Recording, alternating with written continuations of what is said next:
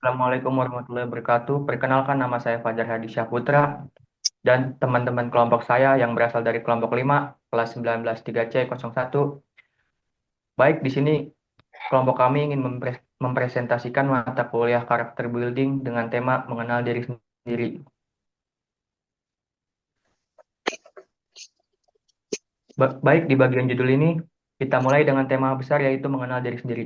Materi ini mengajak kita berbuat untuk memahami siapa diri kita sebenarnya, baik dari sisi fisik, kepribadian maupun potensi yang ada di dalam diri. Tujuannya supaya kita bisa bisa sadar akan diri sendiri dan berkembang ke arah yang lebih lebih baik. Istilah mengenal diri sendiri adalah awal mengenal kebenaran, tanpa kepalsuan, tanpa topeng. Jadi, Socrates pernah bilang, kenalilah dirimu sendiri. Kalimat ini sederhana tapi punya cukup banyak makna. Intinya, kalau kita bisa memahami diri sendiri, kita juga akan lebih mudah memahami kebenaran dan berhubungan dengan orang lain secara jujur. Pengertian mengenal diri sendiri. Mengenal diri sendiri adalah proses refleksi dan introspeksi yang membantu individu memahami nilai-nilai keinginan, keyakinan, dan kelemahan mereka. Ini adalah langkah awal yang penting dalam perkembangan pribadi dalam pemecahan masalah. Dengan mengenal diri sendiri, individu dapat memahami apa yang mereka inginkan dalam hidup, apa yang membuat mereka bahagia, dan apa yang penting bagi mereka. Mengenal diri berarti memahami dengan baik hal-hal pokok dan penting tentang diri sendiri.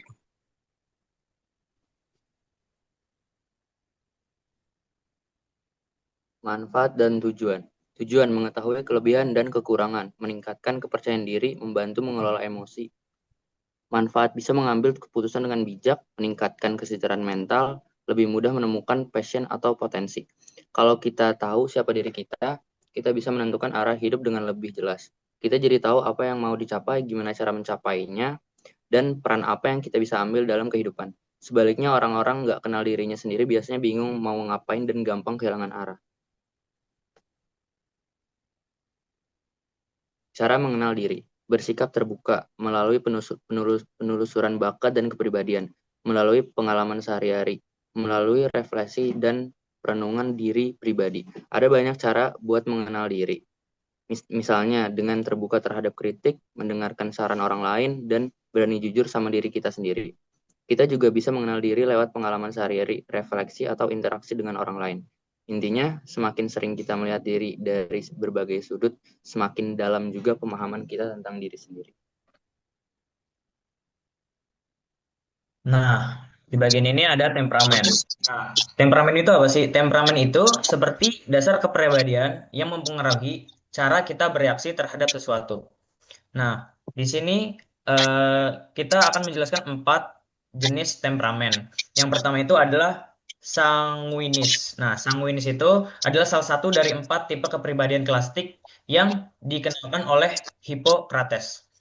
Orang dengan kepribadian ini biasanya dikenal ramah, lucu, dan penuh semangat. Mereka cenderung optimis, mudah bergaul, dan suka berada di tengah orang yang banyak. Ya, mungkin bisa dibilang kalau sekarang ekstrovert lah. Nah, yang kedua ini adalah koleris. Koleris adalah salah satu tipe kepribadian yang dikenal punya jiwa pemimpin, ambisi besar, dan fokus pada tujuan. Orang dengan kepribadian ini biasanya energik, tegas, dan berpikir logis.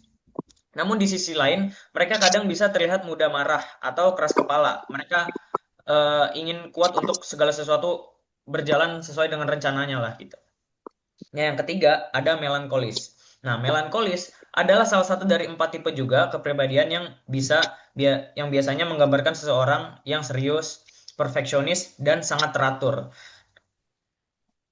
Nah, yang terakhir adalah Plekmatis. Plekmatis merupakan seseorang yang mempunyai kepribadian tenang, sabar, dan cinta damai. Tipe ini sering dikaitkan dengan elemen air, yang melambangkan ketenangan dan kestabilan. Oke, slide berikutnya ada mengenal bakat. Pengertian dari bakat. Bakat itu potensi alami yang kita bawa sejak lahir. Tapi bakat tidak akan berkembang kalau nggak digali dan dilatih. Bakat setiap orang juga berbeda-beda jenisnya. Ada yang berbakat di bidang olahraga, di bidang akademis, bisa juga di bidang musik. Dengan mengenali bakat, kita bisa tahu di bidang apa kita punya keunggulan dan bagaimana cara mengembangkannya supaya bisa bermanfaat buat diri sendiri dan orang lain. Yang terakhir ada kesimpulan. Mengenal diri sendiri sangatlah penting, karena mengenali diri sendiri merupakan langkah penting dalam memahami siapa kita sebenarnya, mencakup karakter, kepribadian, bakat, nilai, serta kelebihan dan kekurangan yang dimiliki. Kita juga akan mampu mengintrospeksi diri agar seseorang dapat hidup lebih selaras dengan dirinya sendiri. Demikian presentasi dari kelompok kami tentang karakter building dengan tema mengenal diri sendiri. Dari pembahasan ini, kita dapat memahami bahwa mengenal diri sendiri merupakan langkah awal untuk membangun karakter yang kuat, mengenali potensi, serta memperbaiki kekurangan agar bisa menjadi yang lebih baik.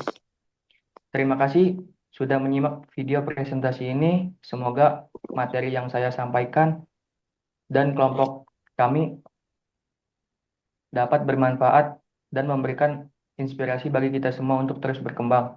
Kurang lebihnya mohon maaf. Wassalamualaikum warahmatullahi wabarakatuh.